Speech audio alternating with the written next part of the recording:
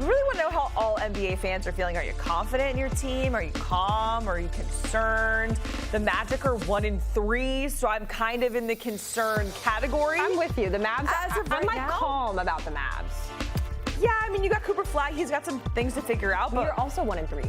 Yeah, it just feels like a different 1-3.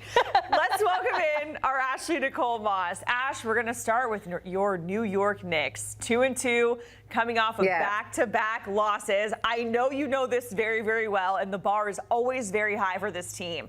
So where are you at in terms of being calm, confident? Where are you at? Concerned? Come on, Jacqueline. You already know I'm confident. I'm not worried. Okay. This is October basketball. I'm okay. I'm calm, cool, and collective. Look, I think here's the thing. It's a new regime. It's a new coaching regime. A lot of these guys have been with Tom Thibodeau their entire tenure as a New York Knick. And what happens is you're adjusting to a new style of play, a new coaching philosophy, a new coaching staff. And you kind of see the Knicks going through those growing pains in real time, right? In the Milwaukee game, you saw in that first half, the ball was moving. They were playing at the pace that Mike Brown likes to have his guys play. The rotations were there. Everybody was getting a touch. Like I said, the ball movement was there. And then whatever happened in that locker room kind of resorted the Knicks back to old ways. And what that was very stagnant offense. Guys were not looking to pass. They were looking to get their own shots. And even Mike Brown said this is the growing pains of adjusting to a new philosophy. And we're going to have moments like this. Luckily, it's early in the season, so let's get these moments out of the way. And also, you have to remember the Knicks are without Mitchell Robinson, who's dealing with injury. Deuce is out with personal reasons. I believe that he had a situation in his family, a loss in his family, so wishing him the best there. So you were out some of that scoring power, you were out some of that defensive power, and this is not an excuse for the Knicks because they did have a very hefty lead that they should have been able to maintain. But again, it's October. The East is a lot different than the Western Conference, and I'm very confident when it's all said and done, the Knicks will be very much in the mix to get to the Eastern Conference Finals again. Okay, and we're going to keep it in the Eastern Conference and talk about the Boston Celtics as they are in a different situation, sitting at 1-3. I'm not sure if it's alarming that Jaylen Brown is shaving his head at this point in the season. So where are you when it comes to Boston? Are you confident, calm, concerned? How do you feel about them?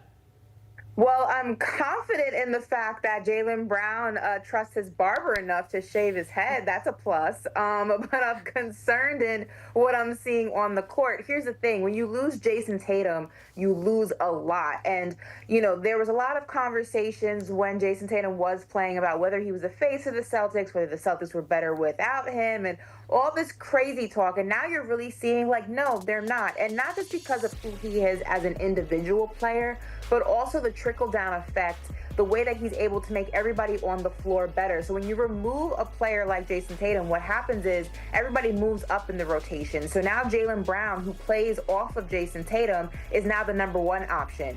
You know, then you have Derek White, who is usually the third option. Now he's the second option. So everybody moves up. Everybody has different levels of responsibility that they're not accustomed to having because Jason Tatum is such a pivotal piece of what makes the Celtics work. I'm concerned because my thing is one, the Celtics got a lot smaller when they made the changes of losing Al Horford and Porzingis. They got defensively a little bit weaker when they lost Drew Holiday. And now offensively, they have a massive gap to fill, without Jason Tatum on the floor. And I don't know how you recreate that with the roster that's currently in place.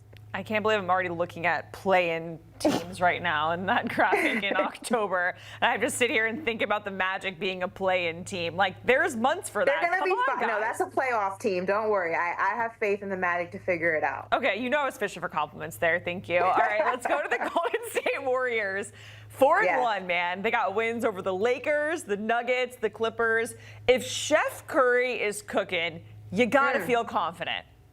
I'm extremely confident. The only thing that can stop this Golden State Warriors team is their age. They're an old team. You know, they're all above the age, I believe, of 35 of what your core is, right? So the biggest thing, the biggest concern when you have a team of that age is, one, the amount of games that you play in the regular season and how that wears on the body. And then you start implementing the possibility of injuries and injuries at the wrong time. And if Steve Kerr and this organization can figure out a way to manage the minutes of their core group, their older group, the way that they are currently playing and the way that they are gelling.